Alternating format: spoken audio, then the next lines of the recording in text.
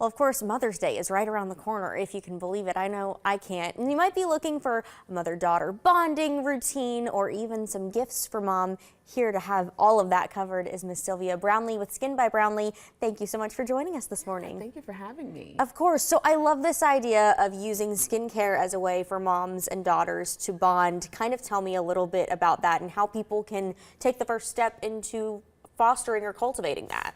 Yeah, you know what? Lately I've had so many of my clients say, "What's the youngest age that you do?" And my daughter wants to do skincare with me. And so, the simplest thing would be a cleanser, a moisturizer, and a sunscreen. That's all we need. And it's really just about instilling confidence in them and then teaching them the right thing to do. I love that because it's obvious social media has kind of taken over with skincare recently, and Yes. young girls might be using products that they don't realize isn't meant for their young skin at that point. So you said cleanser, moisturizer, and sunscreen, excuse me. And then I found it interesting, we talked about earlier some habits that moms might be passing on to their daughters that might not be the best for them and they don't realize it. Tell me a little bit about that. Yeah, so sometimes you don't see your parents or your mom doing skincare, but you see them doing makeup.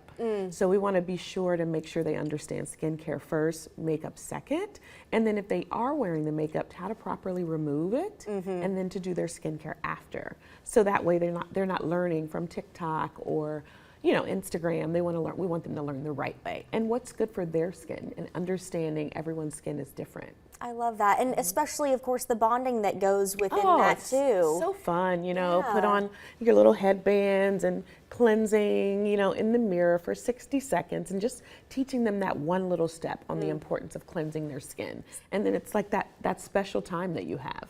Some of my favorite memories are my grandmother and my mom teaching me how to put on makeup and then teaching me how to take it off properly. So I love that this is a really good way to kind of foster that, of course, around Mother's Day. And speaking of the holiday, what are some of these products that maybe we could get for mom for a gift, and that will kind of jumpstart that bonding process? Yeah, you could do a bundle, you could do a product bundle for just a small little kit to get them started.